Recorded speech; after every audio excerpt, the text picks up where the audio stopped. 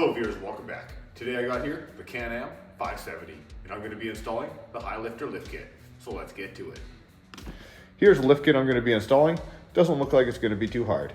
Comes with instructions and I'll include the part number in the description below with a link to a few of my favorite tools. The first thing I'm going to do is jack it up, remove the wheels, remove the top bolt side of the shocks, and remove these inner fenders.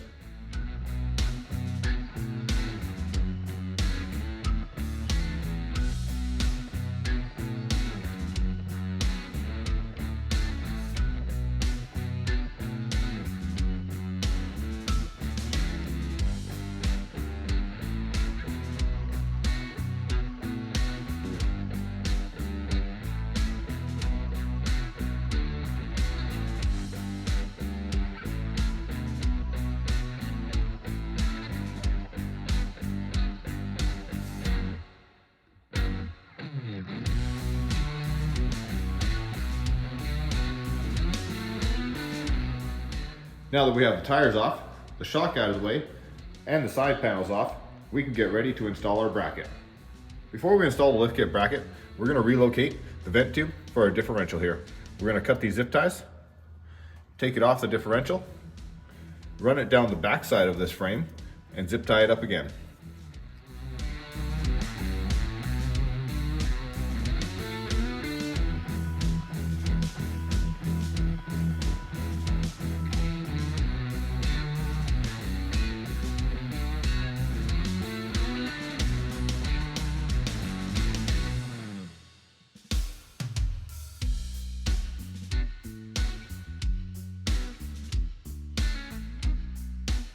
Now I can slide the bracket into place and let it sit there. There are quite a few different sizes of spacers. We have the 18s. These ones we're just going to call the 73s. We have the 4Ys, 37Js, and the 4Xs. We're going to take these ones here, the 73s, to install the front mount. To make it a little easier, I slid the bolt in on the other side to keep it aligned while I get the spacer in on this side, and then I'll go put the spacer in on the other side. First I'm going to slide the bolt through, go through the bracket, and then through the spacer.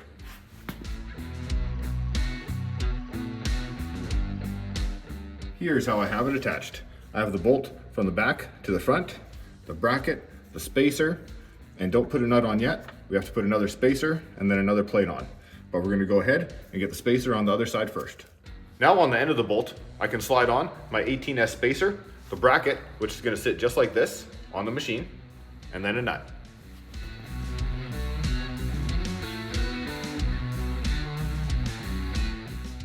And once again, here's how I have it set up. The spacer is on the inside, then our bracket with this little part pointed down, and a nut. Once you have the small bracket installed on both sides, we're going to install a 4X spacer in the bottom hole on both sides.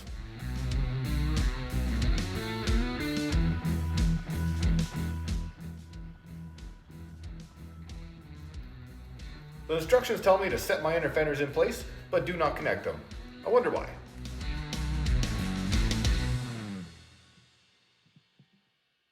Now I'm going to connect the top of the shock to the bracket.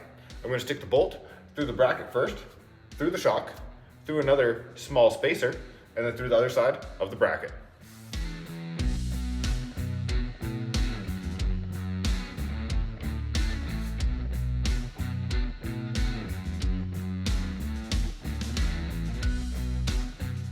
Then throw a nut on. And here's how I have it set up. We have our bolt going from the back to the front, through the bracket, through the shock, through our small spacer, through the small bracket, and capped off with a nut. Now just take your 17 mil wrenches, tighten up all 3 bolts on both sides.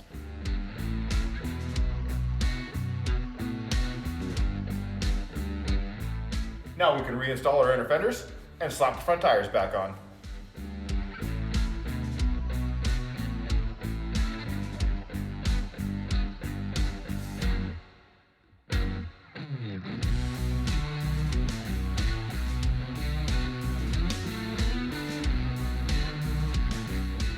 Now that we have the front done, let's get the back jacked up and take the wheels off. And if you're enjoying this one, smash that thumbs up. It goes a long way to helping out the channel.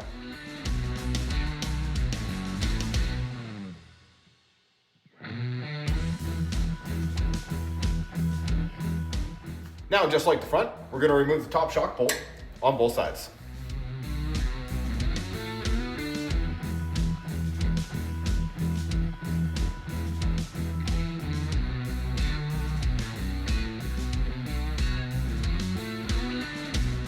Now I'm going to slide the lifting bracket into place. It's going to go on the outside of the stock mounts. Now we're going to take a bolt, we're going to go through our bracket, through the original mount hole, through our 4Y spacer, and out the other side.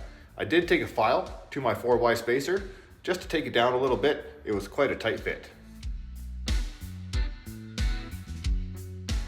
Still a tight fit, but at least it goes in. It is a little hard to see, but here's how we have it set up. The bracket's on the outside. We're going through with the bolt. The spacer is in between there in the original mount hole where the shock used to be, and the bolt's out the other side. Now I'm going to install another bolt. This time we're going to go through 2 of these washers, through the eye of the shock, and then put on another 2 washers.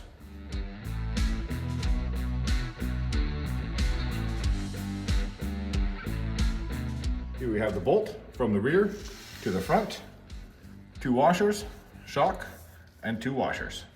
We can now slide on the small rear plate and attach 2 nuts, but leave them loose.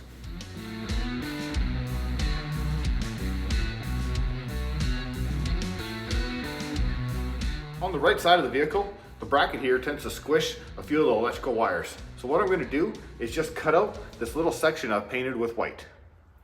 Here's the little cut I've put in the bracket. Make sure you take out any sharp edges as well. The instructions say to take the 3 7J spacer and the last bolt and install it in the bottom hole of the mount.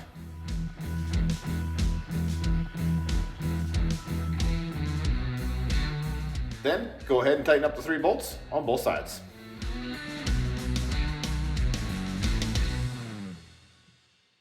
The bottom spacer seems a little bit small, so I'm going to loosen all the bolts off, pull out the bolt, and slide in a few washers to take up the extra space.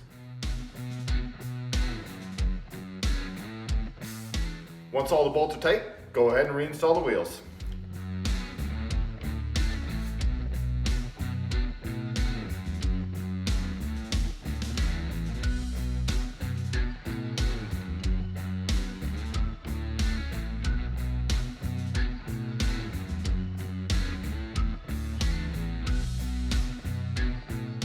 If you haven't done so already, make sure you hit that subscribe button and click up here to check out the next video. This has been my Highlifter lift kit install on the Can-Am 570. Ride safe.